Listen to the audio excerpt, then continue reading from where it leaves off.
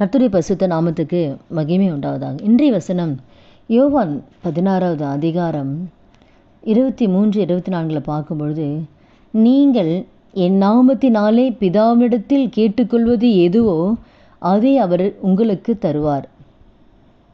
மெய்யாகவே மெய்யாகவே 2 வாட்டி ஆர்டர் சொல்கிறார். மெய்யாகவே மெய்யாகவே நான் உங்களுக்கு சொல்லுகிறேன். 2 வாட்டி ஆர்டர் கேரண்டி கொடுக்குறார்.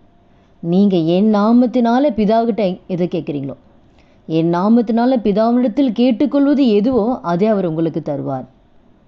இதுவரைக்கும் நீங்கள் என் நாமத்தினால் ஒன்றும் கேட்கவில்லை, கேளுங்கள், அப்பொழுது உங்கள் சந்தோஷம் நிறைவாக இருக்கும்படி பெற்றுக்கொள்வீர்கள். அப்போ ஆண்டவர் நமக்கு என்ன வாக்குத்தத்தம் இந்த நாளில் கொடுக்குறாருன்னா 2 வாட்டி சொல்கிறார். மெய்யாக மெய்யாக உண்மையாக நான் சொல்கிறேன். 2 வாட்டி சொல்கிறாரு. என் நாமத்தில், இயேசுவின் நாமத்தினால பிதா கிட்ட கேட்கணும். என்னன்னு கேட்கணும்? நீங்கள் கேட்டுக்கொள்ளுது எதுவோ, பிதா கிட்ட என்ன கேட்டுக்கிறீங்களோ அது அவர் உங்களுக்கு தருவான்னு சொல்லிட்டார். இதுதான் கேட்கணும், அதெல்லாம் இந்த வசனத்தில் போடவே இல்லை.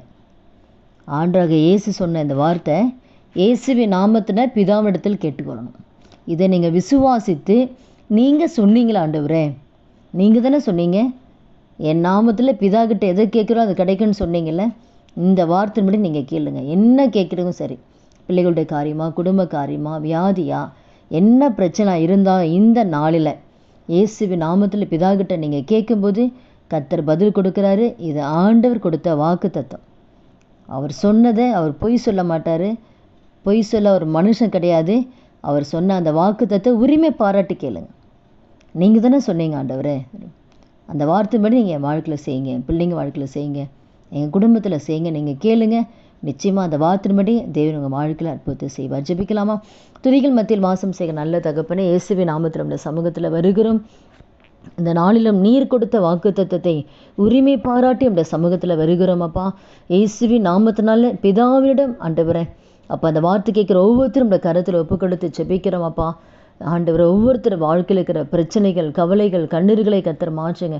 பிள்ளைகளுடைய படிப்புக்கு தேவையான பண தேவைகளை ஆவியான சந்திக்கும்படியாக நம்மளை கரத்தில் ஒப்பு கொடுக்குறோம். வியாதி படுக்கையில் இருக்கிற பிள்ளைகளுக்கு ஒரு விடுதலை கட்டளையிடும்படியாக நம்மளை கரத்தில் ஒப்பு கொடுக்குற ஆண்டவரை.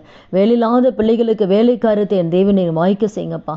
திருமணமாகாத பிள்ளைகளுக்கு திருமண காரியங்களை வாய்க்க செய்யுங்க ஆண்டவரை. குழந்தை இல்லாத கர்ப்பத்தை கர்த்தர் தொட்டு குழந்தை செலுத்தை கொடுத்து ஆசீர்வதிங்க ஏசப்பா. ஆவியானவரை, எந்தெந்த காரியம் இந்த சமூகத்தில் உடைய பிள்ளைகள் ஏறெடுக்கிறார்களோ அந்த ஜெபத்துக்கு தேவன் பதில் கொடுத்து ஆண்டவரை கர்த்தர் சாட்சியாக நிறுத்துங்கப்பா.